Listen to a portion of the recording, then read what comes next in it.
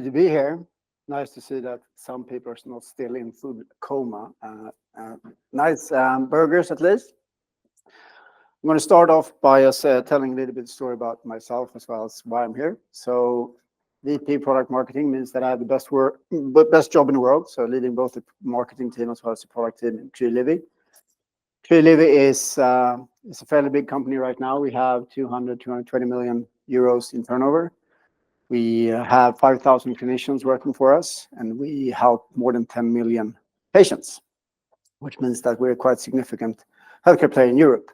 So Project A, and the reason why I'm here is that Project A is one of our investors. They've also been working with us operationally throughout the whole time they've been investing, so since 2016. So they're close partners and friends with us, and of course that's why I'm glad to be here and talk about what actually healthcare means and why I'm passionate about this company as well as this industry and as well as this sort of movement that we're trying to do within healthcare. So right now, there is sort of a transition towards the consumer experience in everything. Amazon maybe started that, Netflix started it as well, but it's the same thing goes in now into healthcare. So the expectations are there both from patients and clinicians to actually have an experience that is similar to something like buying a car, using Netflix, or actually just using your iPhone. It should be fairly simple to actually book an appointment at the healthcare clinic. Right now, people wait between 2 and 4 weeks just to get an appointment. There's sort of nothing around proactive care. It's more reactive care. It's quite hard to actually get a hold of your GP or your healthcare center. So what we tried since start, and we actually founded our company on a small piece of paper in a really shady pub in Stockholm, which is mindset of we need to focus on the patient and the consumer in order for us to actually provide healthcare in a better way. And when we say healthcare in a better way, that means actually providing more healthcare at the same or lower cost than before. Because that's the only reason we have, and the reason why we live as a company is that Europe is called in the world's cemetery. We have the absolute highest proportion of people over a certain age, so we're the oldest median age in the world. In every third European country, 40% of the clinicians are close to retirement, and with that, 7 GPs. So we are standing in front of an even more need of actually doing more for less or at the same cost. And then it comes down to like what and how do you do that? Is that just to telemedicine and video consultation? No, it's not. It's much, much more. We started with that and even further sort of boomed that during COVID. But currently we have 65 clinics in Sweden. We have 3 clinics in Norway. We are soon to have 5 in UK. We have 2 in France. We have specialist care. We have primary care, which means that we can sort of solve everything. And our brand promise is your healthcare starts here. It means that we'll take care of our patients from start to end. So comparing with Netflix, I think this is, and one of my ambition at least, is that you should care more about your healthcare than you care about Netflix. Of course, you can't sort of compare Netflix to healthcare, because I don't think any one of you just right now thinking about when the next time you're going to be sick. No one is doing that. No one want to sort of think about being sick. But at least when you're sick, we should be there, top of mind, encourage you actually to get the healthcare that you actually deserve by paying your tax or paying your insurance. We've done a fairly good job. So we have more users in Sweden than we have in Netflix in Sweden, but we have a bit of a journey left, and that's my passion to actually drive that. As I said, we're doing more than 2 million consultations every year. That is physical and digital, asynchronous and synchronous, which means that we're covering the whole healthcare industry, and that's our vision. We're going to change healthcare from within and do more with less. So this is the graph I tend to use when I discuss healthcare. So it's a line between -1 and 1. That's healthcare. The most common word to search within healthcare right now is broken and healthcare system. It's more than 100 million searches annually on broken healthcare. So I don't think healthcare is broken, because we are, in average in Europe, adding in sort of 14, 12, 11% of our GDP into healthcare.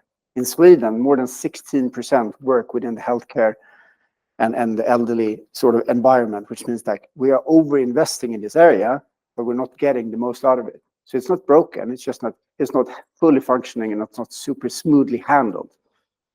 Another funny fact is that most of the companies in our industry are talking about -1 to 0. So yeah, it was not working super smoothly in our healthcare clinic, but soon we actually have a phone hour that someone actually can come to, and as well as like we actually have appointments. So moving yourself to mind from -1 to 0. But 0, that's the expectation from the patient. I should be able to book a time. Someone should be friendly to me. If I go to a doctor's office, someone looks me into the eyes and actually asks me the questions, how are you? Is there anything else I can help you with you? And also the fact that someone actually can call you 3 days after saying that, are you feeling better? That's like a main expectations if you go to a e-commerce website or if you buy a Tesla. It's like, but in healthcare, it's only talking about how we move from the broken to sort of meeting the expectations. We surpassed that 8 years ago. We were way ahead 0, which means that we are only talking about the stuff that will take us to 1. So how we actually exceed both the patient's expectations as well as our clinicians. Because in order for us to meet the expectation of the patient, we also need to work with our clinicians. So nothing we do from a product perspective, or what we build, or what we release, or what we say, is not built from a foundation together with our clinicians. So consumer expectations, yeah, they are definitely reshaping. I would never say that we're going to go in healthcare, so we would have full consumerism saying you can do whatever you want and spend as much as your time as you want in healthcare, because of course it's a limited resource that we don't want to throw away. As I said, like 40% of the GPs are close to retirement. Of course, we need to do more with less. But we also need to face the fact that our patients are setting the standards of what they expect from healthcare. And that's something that we're trying to do and trying to uphold whatever every day in our company. And in the 4 hours I've been here, I think we released 4 things for our clinicians. Everything from sending an automated message to actually be able to withdraw messages that has been wrong, etc., in order for us always sort of being able to meet the expectations of the patients. So coming down to the 4 C's, or what we actually say is satisfactions, because in the end, satisfaction is driven by an experience. Even though I work with product, I'm a product manager from as a profession, but no one gives a fuck about the product. People care about experience.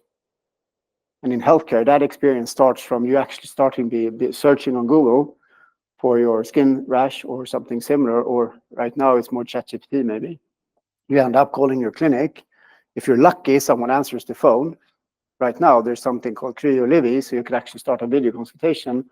We just start the ChatGPT dialogue with us, and you get some smooth answers. And that means also that your journey has started, and we are ensuring you that we will sort of hold your hand throughout that journey. So actually giving care. While giving that care, we always need to have the compassion. So looking into someone's eye, touching the person, feeling that the person actually feels comfortable in being in that physical setting or in a digital setting, because that's also a bit new for people in general. And it also comes down to communication. All our clinicians are getting trained in communication.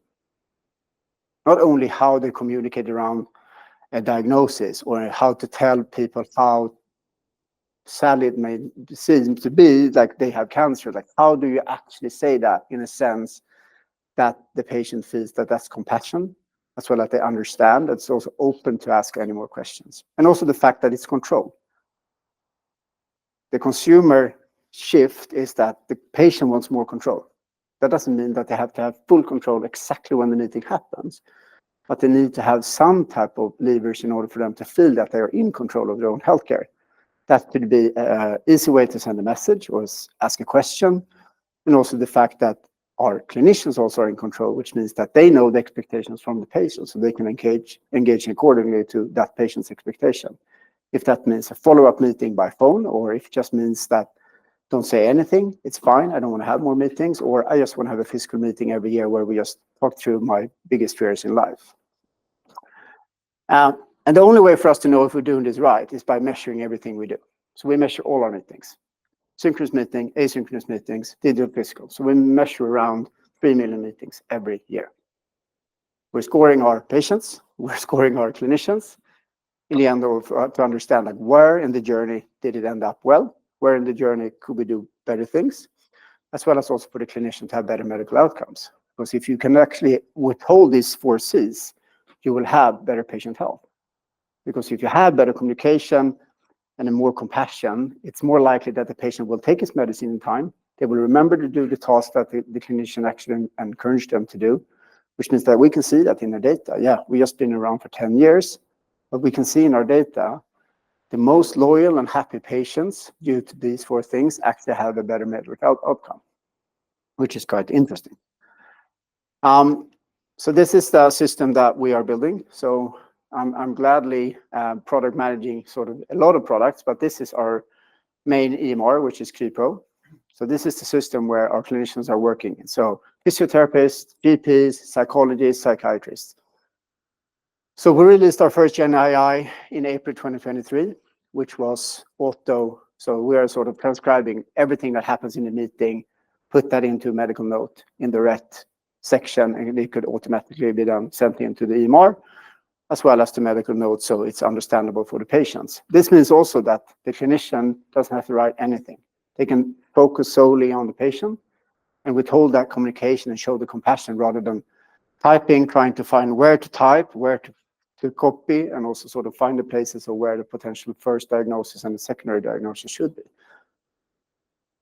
So I think Gen AI, as someone earlier today said, like, what is the reason of us using AI? So there's so many companies that has now invested 100 mil in actually being able to produce a PDF by using Gen AI. What we do is that already at the first time when we saw that this was actually coming to release, we work closely with Microsoft, who's our main partner, and our 5,000 clinicians. So every time I build something with my teams around this, it's always clinicians involved. Which means that in our workshops, in our discoveries, as well as in our testing environment, there's always clinicians that verifies that, okay, this has actually true value for me in order for me to provide a better meeting or a more accurate meeting or a more compassionate meeting. We get instant feedback from 5,000 clinicians every day. So at any given point, there's 100 doctors in Sweden working in our system. In France, a little bit less. But I would say that around 150 clinicians any day, 365 days a year, 24 hours a day.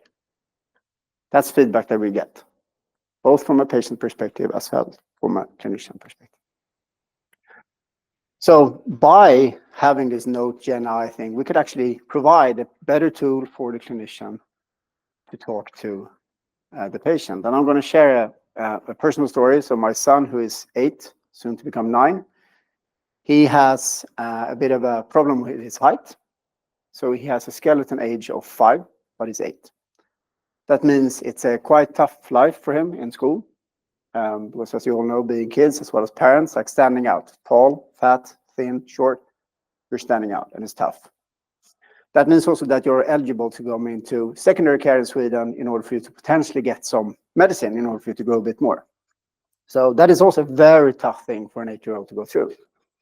You do blood test 2 times 3 hours. You fake sort of that he's sleeping in order to see how his hormones are generating, as well as what levels he's at.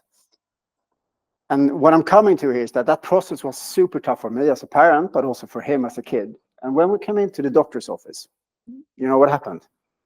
The doctor sat looking into the EMR in Sweden, which is then an old logistic system that was released in the 70s, that then transformed into a medical EMR. And she was sitting, looking into the system, talking to my son, who's 8 years old, has no idea what's happening, and is also quite disturbed by the whole situation because it's quite sterile, it's cold, and also the fact that there's another doctor sitting on the side trying to learn the EMR because she's under training. That's totally fine, but there's absolutely no compassion in that meeting. And then also ending up that we're not getting any information afterwards. And this is a reminder why I work at this company. We can't have healthcare when you tell someone who's 8-year-old that they have a growing disorder by looking in a system. In order for them to get paid, they need to exactly put the information in the right order. And it's so complex that they need 20 passwords in order for them to verify and sort of okay the file and send it through. 20 passwords. How the hell should they sort of focus on compassion if they have to remember 20 passwords, which they don't because they have a note. So they need to go to that note. It's like, okay, this third password was mother123, mother123, and then they go to the next step. My son is just lost. So this is why we're using GenAI, to remove those boundaries and get the doctors to actually look at the patient. That also means the nurses, the psychologists, the psychiatrists, the physiotherapists. But this is also when you're using chat. So right now, we're seeing sort of an organic downwarding trend in Europe around healthcare symptoms, etc. And you know why? Because they go to ChatGPT instead. Because now people start asking ChatGPT how to handle their healthcare. Is this skin rash actually something to worry about? It's like, I had fever for 5 days. What could that be? But it also means that they're quite happy to have chat, which means that we can help at any given point thousands of people in our chat with GenAI. So they're chatting with us. It is not trained from a medical perspective. We're only training on that computing and that algorithm in service levels.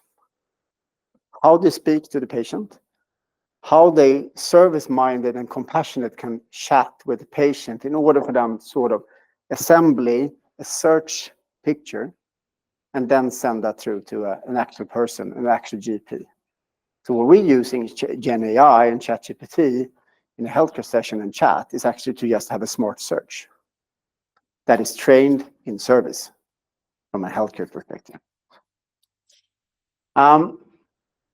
So thorough control and communication leads to better satisfaction. And as I said, we've seen it in the medical quality, but we could also see the straight correlation between patient grade and the amount of minutes that our GPs have with the patient, because we break down all our meetings in pre-meeting, during meeting, note-taking, after meeting, consultation, etc. So we know exactly what our clinicians are doing. We're also tracking where their eyes are, which means that we exactly know if they look at the video screen, which is positioned in the middle of TreePro.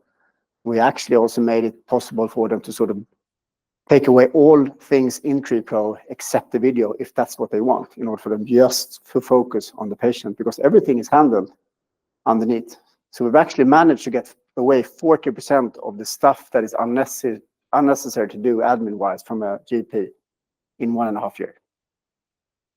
We have done more than 1 million of these AI charting suggestions. We have done more than 750,000 automated populated ICD coding, which means that you have a relevant first and secondary diagnosis.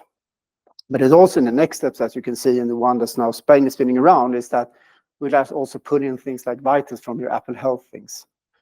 You can pull in things that actually happens where you live. So things and diseases that actually are popping around in the area where you live. So you actually get a better view. And when you actually have the consultation, it can come around much more deeper, and the GP can get a better and a faster sort of hunch of why you're in the state you're at.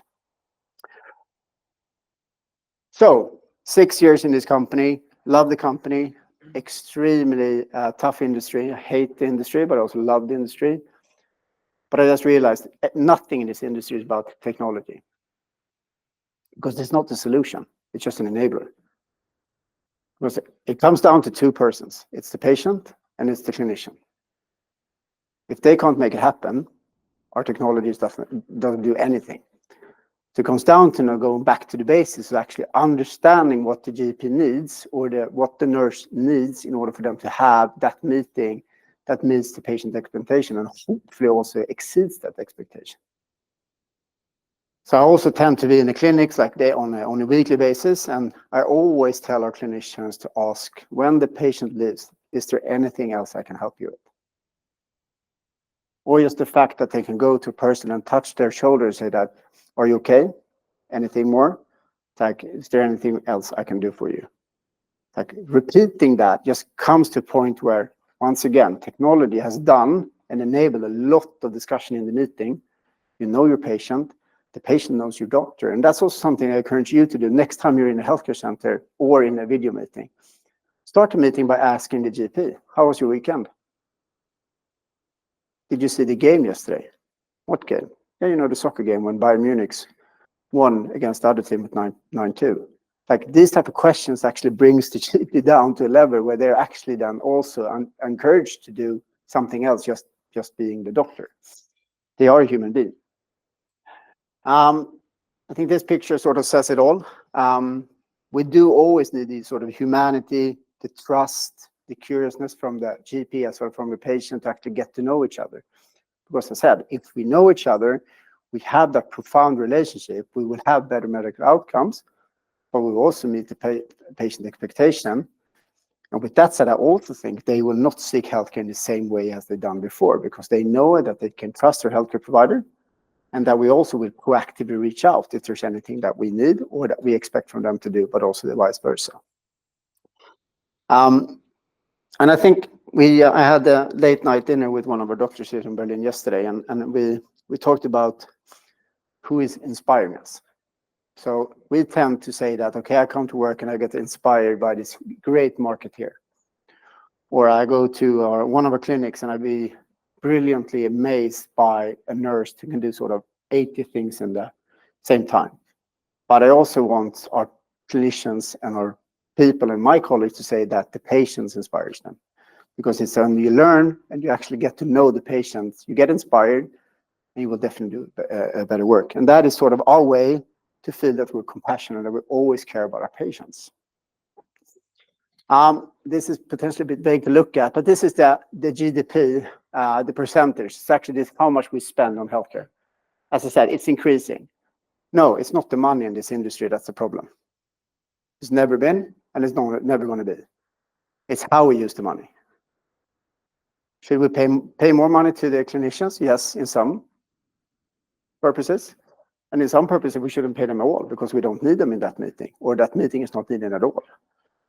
But at least we need to tell the patient that the meeting is not needed. It's fine for a patient that if you actively communicate that, okay, we have now looked at your profile, we see that this is absolutely nothing urgent. I will check with you with a chat message or just a small message in 2 days' time. And if it actually continues, then potentially we could have a video meeting. That's totally fine. With that said, like this is going to sort of be on the same level, a stable level. And as I said, our mission in life as a company is to do more healthcare with less cost or at the same cost. If we haven't done that, we haven't proven anything, because then we haven't done healthcare in a better way. So this is also another, which is very interesting, a late patient survey from 2021. So 71% of people engaged in healthcare. So that's just normal people between 16 and 65. 71% say that they actively think that their clinicians are lacking compassion. So my example with my son, where the doctor is looking into a system. Have you been to a healthcare where the doctor is not stressed? You're starting the meeting by, okay, we only have 15 minutes, so please hurry up. Hi, I'm here for my earwax removal. Oh, yeah. So I just need to know if you have the earwax removal. Then we'll book you in for the actual removal in 2 weeks' time.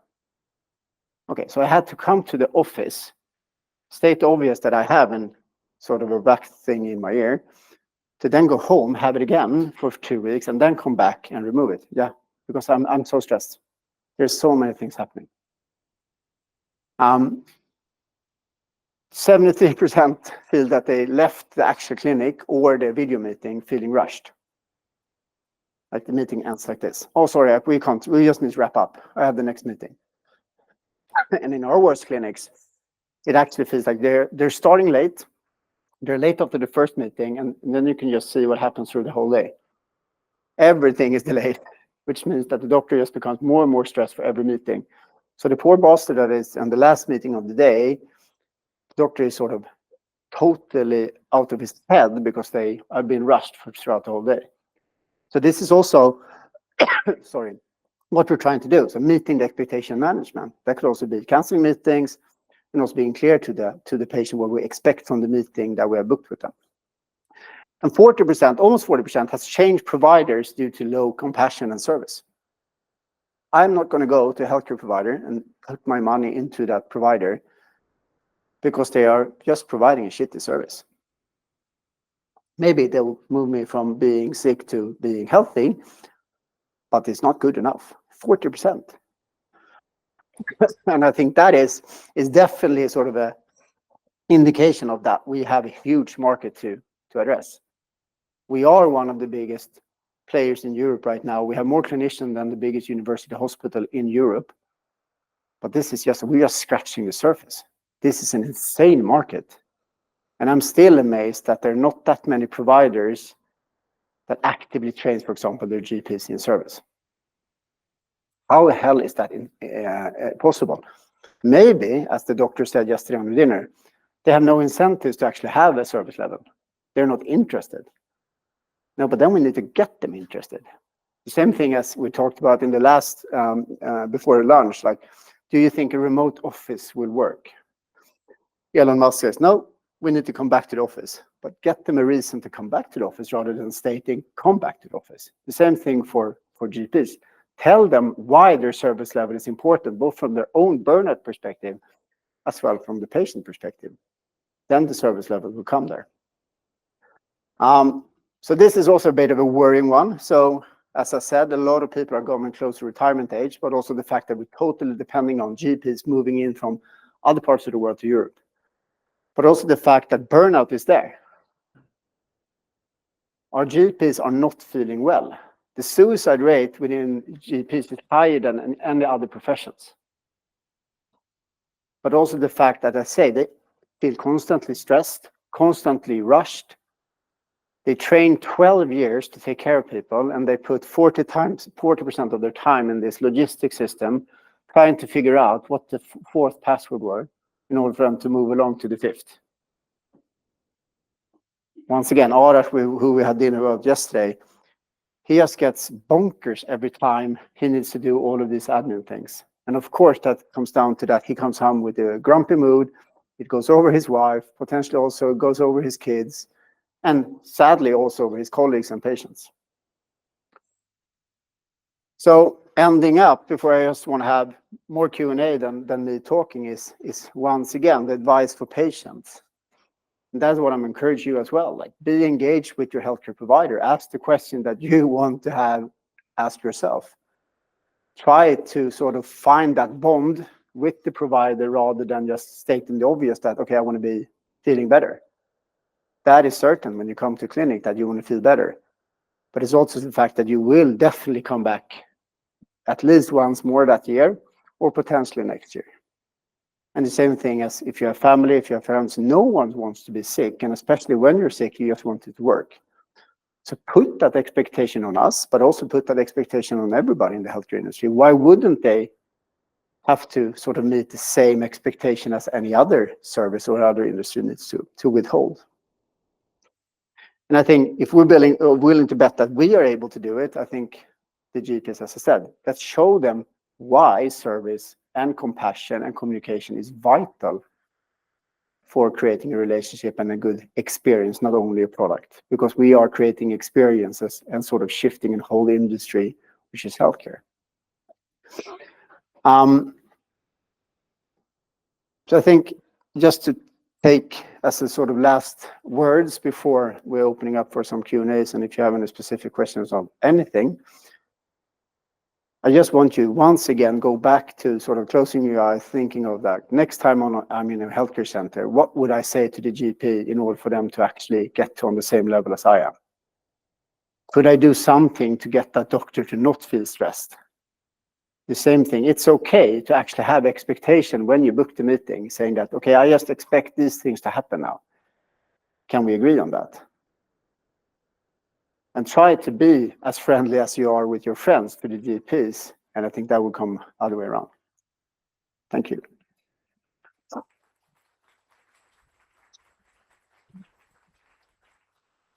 Right, so do we have any questions? We'll start over here just because I'm on this side of the room. I'll come over to you right after. Hi, my name is Gina, and it's quite interesting for the presentation to understand much better about your product. And I have a question regarding to your business model. So who are actually the customer of your product? Because you focus a lot on the patient side, but I do believe that the customer is the doctors, correct? Yeah, so I think it's twofold here. So we have three customers actually. So of course the clinicians, so our doctors, nurses, those are our users. So they use systems in order for them to provide a service that is needed. Then the patient uses that service. So that's a sort of another product. So we do need to have an app. We do need to have an ecosystem where the patient can engage with that clinician. And then thirdly, we have the payer, which is often the state, that says, okay, is this relationship happening in a good way in these two products? Then we will pay you accordingly. And that could either be paid fee per action, so saying that you have one video meeting, you will get paid for one video meeting. Or that, okay, you're a capitated model, so you're listed at our clinic, so we're fully responsible for your healthcare, so we will get 30 euros per month, despite you being there or not. So I would say that, like my teams, when I started in Kry 6 years ago, we were 26 product teams. We're currently 3 now, which means that we have streamlined it quite a bit. So one guy or one team was working quite heavily on patient, and then we had clinician, and then sort of the relay and the signposting and the triage. So I would say that we have sort of 3 customers, but the clinicians, we can't do anything without them, which means that they are, I would say, if I would say one most important, it's the clinicians. Thank you. And my second question is, do you also measure your NPS? Yes. So we do measure our patient and sort of the net promoter scores in different ways. So we both measure eNPS, so our clinicians' net promoter score. We measured NPS from patient up till 2 years ago, and then we stopped that due to different reasons, because NPS there's pros and cons with that system. And now we're currently meeting more transactional review rather than a relationship review. But that's something that we're looking into now to see how we can get even more data on the relationship rather than just on the transaction. Okay, thank you. I'll come over to you.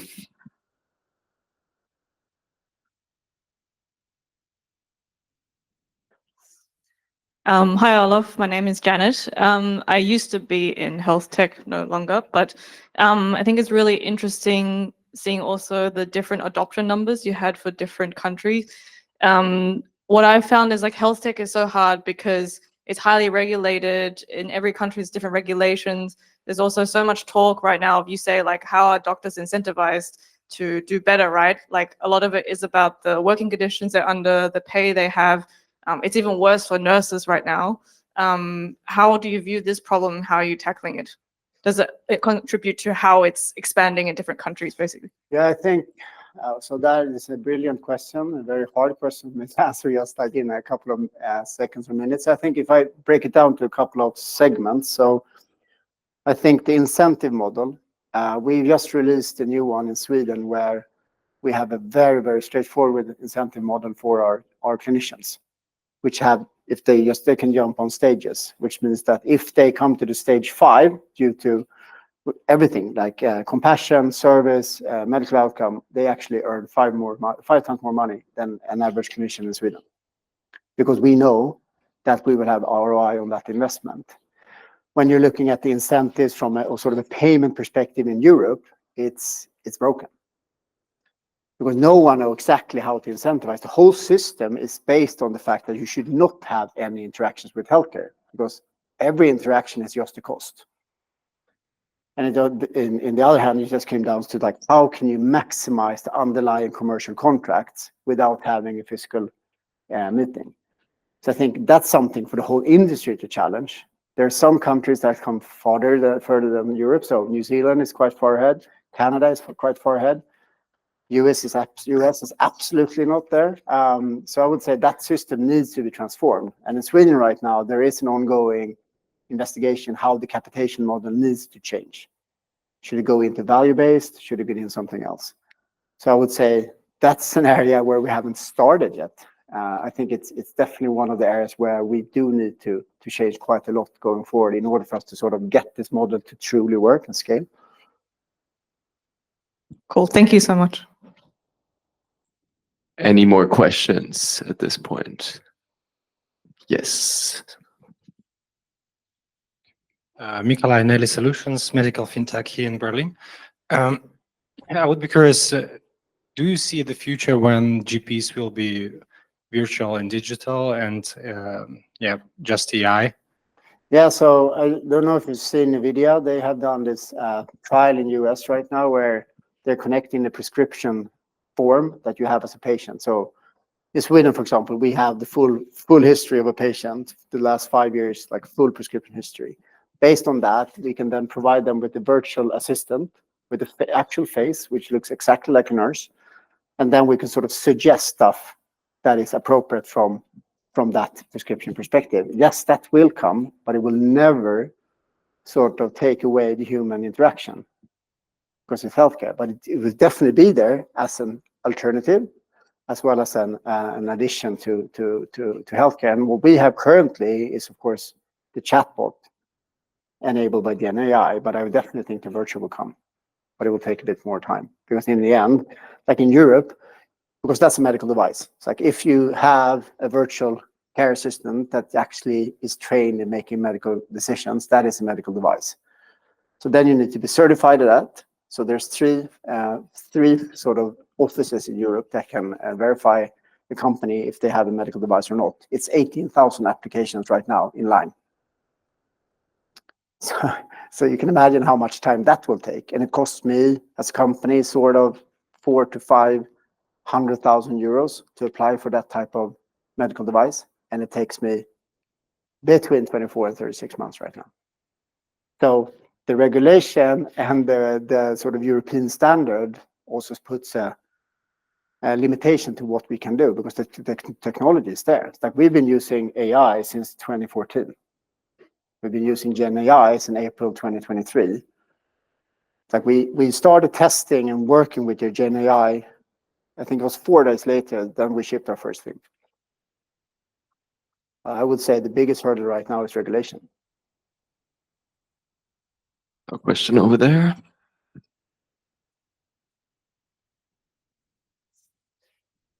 So yeah, I think very fitting to that topic, the regulations and data privacy. I would be interested in how you align all the data tracking that you mentioned and using AI models and the data privacy and all those regulations. Yeah, so everything is of course consent-based, saying that it's very clear that who you're engaging with and not. Nothing in, for example, the chatbot is saved. So we're keeping it from a medical perspective for 7 days. It's saved on European servers, which means that we are withholding everything that we need in order for us to, both for the AI Act as well as GDPR. So I would say that I'm fairly confident in that. But of course, like the same second we go into the medical device and doing medical, both decision as well consultation, that becomes very tricky. And I think AI gives even more complexity. And right now, the AI Act and the standards is very clear, but not clear enough. So that's also why we now stop saying that, okay, we will use Gen AI to sort of assemble information and train it only in service rather than training it in medicine, because we think medicine should be handled by actual people, currently at least. So it's a very tricky one. So we have currently one amazing German lady who is our head of, so she's leading all our data and privacy policies together with a full team of that, which means once again, when we're shipping and releasing stuff, they are gatekeepers saying that, okay, they need to sort of sign off everything. The cool thing is that we're fairly quick anyways. And we are also very close to the European Parliament around everything around the AI Act. We actively work, for example, together with the Swedish Parliament in order for them to guide them. So I was in the Parliament talking about how AI should potentially be stipulated in healthcare. But as I said, like I'd definitely say I'm not an expert, but we are upholding everything that we need to do right now. The challenge we have, of course, like the questions the patient actually gives us, like, are you saving this data? Where can I find that? Can you send me the data? Will you be able to erase the data, etc.? So we have quite clear guidelines on that. We could be even more clear if you go to the website, etc.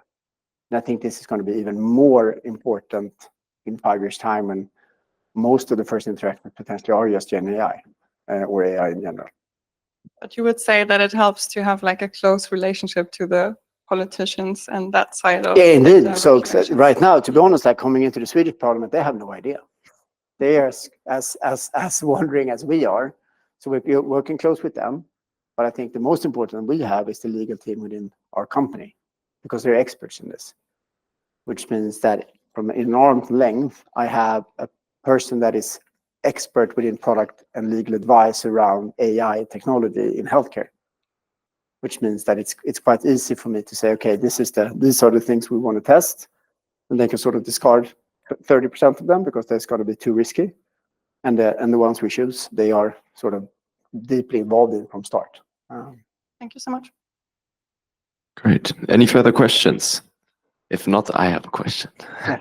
I was wondering, how do the pre-existing market conditions in different markets, either in Europe or maybe even the US, influence how you approach that market, how you grow in that market?